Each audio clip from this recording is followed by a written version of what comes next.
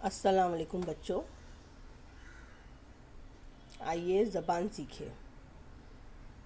اس میں ہم مبتدا اور خبر کسے کہتے ہیں یہ سمجھیں گے۔ مبتدا جملے میں کون سا حصہ مبتدا کہلاتا ہے اور کون سا حصہ خبر کہلاتا ہے۔ جملے کا وہ ابتدائی حصہ جس کے متعلق جملے میں کوئی بات کہی گئی ہو اسے مبتدا کہتے ہیں۔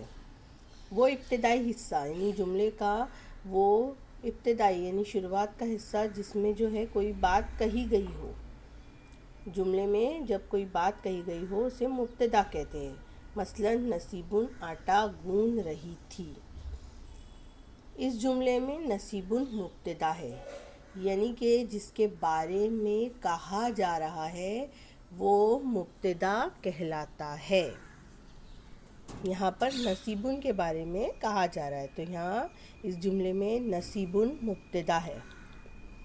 آگے ہم دیکھیں گے خبر کسے کہتے ہیں۔ جملے کا وہ حصہ جو مبتدا کے بارے میں کوئی معلومات دیتا ہو اس معلومات کو خبر کہتے ہیں۔ جملے کا وہ حصہ جو مبتدا یعنی جس کے بارے میں خبر دی جا رہی ہے وہ مبتدا ہوتا ہے، اور کیا خبر دی جا رہی ہے وہ باقی کا حصہ خبر کہلاتا ہے، یعنی کیا معلومات دی جا رہی ہے وہ خبر کہلاتا ہے۔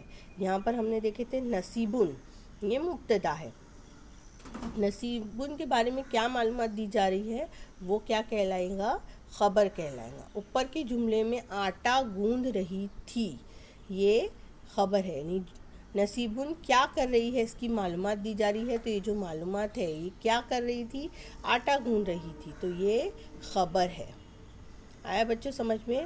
اب یہاں پر مثال دی گئی ہے، اس میں سے ہمیں مبتدا اور خبر کو الگ کرنا ہے۔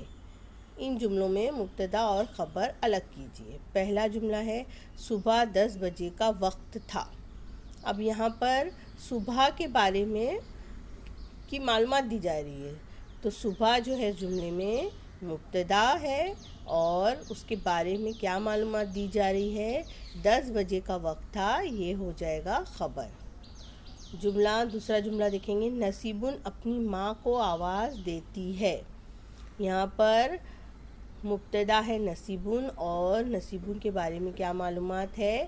وہ بقیہ حصہ جو ہے وہ خبر کہلائے گا۔ وہ کیا ہے خبر؟ اپنی ماں کو آواز دیتی ہے۔ تیسرا جملہ ہے بچہ زیادہ زور سے رونے لگتا ہے۔ یہاں پر کس کے بارے میں کہا جا رہا ہے؟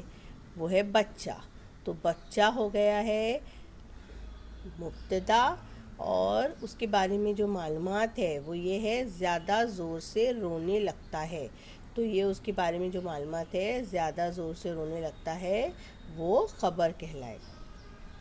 نمبر 4 ہے یہ دیگچی بھی تو ہماری نہیں ہے۔